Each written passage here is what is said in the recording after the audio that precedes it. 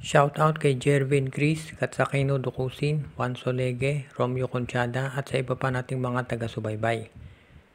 At ngayon ang balita natin tungkol dito sa Barangay Ginebra ay kinukonsidera raw itong NLEX Road Warriors na pumasok sa isang trade kasama ang Terra Firma Jeep.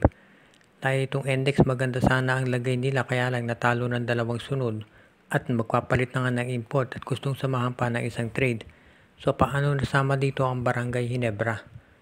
Well ngayon ito raw NLEX Road Warriors, ang nagiging problema nila ay yung kakulangan ng scorer as usual. Dahil yan ang hinahanap nila para hindi sila masyadong umasa dito kay Robert Bodic. At ang isa daw dun sa tinitignan nila kung pwede nilang makuha mula sa Barangay Ginebra ay itong si Jeremiah Gray. Si Jeremiah Gray ay hindi pa naglalaro dito sa Ginebra pero willing daw maghintay itong NLEX Road Warriors para makuha ang kanyang serbisyo. Kapag nakuha raw nila to si Jeremiah Gray, mapupunta naman dito sa Barangay Ginebra itong si Anthony Semerad. Itong Terra Firma Jeep posibleng madagdag yan pero posible rin na straight up NLEX Ginebra na ang maging trade dito. So parang Jeremiah Gray for Anthony Semerad daw ang mangyayari kung sakasakali napapayag ang Ginebra dito. Kung ikaw naman ang Ginebra, walang mawawala sa iyo kung kukunin mo si Semerad. Dahil at least si Semerad ay healthy, magagamit mo yan, hindi katulad ni Jeremiah Gray.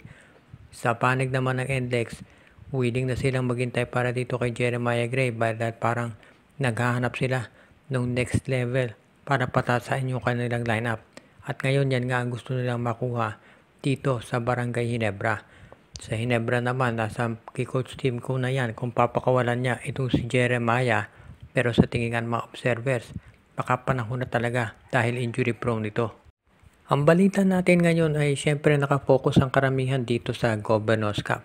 Pero meron daw mga players na mga teams na interesadong makuha itong dating NBA player na si DeMarcus Cousins para dito sa Commissioner's Cup kung saan magiging unlimited yung height limit. At ngayon marami naniniwala na kung makukuha nga ng mga teams itong si DeMarcus Cousins, magiging malaking bagay yan para sa PBA, pati na itong si Dwight Howard. Sabihin man natin na hindi na sila yung mga batang player katulad nung dati, iba pa rin kapag yan ay napunta sa PBA. At the very least magkakaroon ng additional attraction at ibig nitong sabihin, baka mag-draw yan ng mga fans. Alam natin na isa sa problema ng PBA ngayon ay kung paano mag-a-attract ng atensyon ng mga tao dito sa mga venue.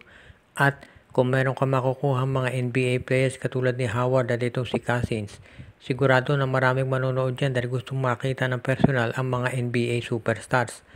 Kapag nagkataon din, masusubukan talaga yung galing ng mga big men natin katulad nila Fajardo, Stan Hardinger, itong sila Brandon Rosser at yung iba pa kapag nakaharap na nila itong mga magagaling na mga players.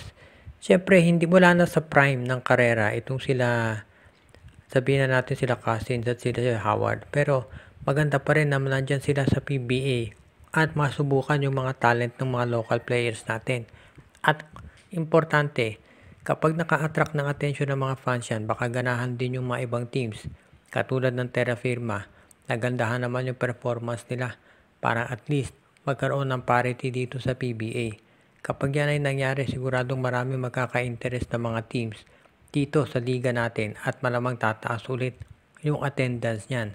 At yan ngayon ang iaabangan natin dito kung matutuloy nga na itong mga fans talaga ay magbabalik kapag nakita nila na may mga NBA players na naglalaro.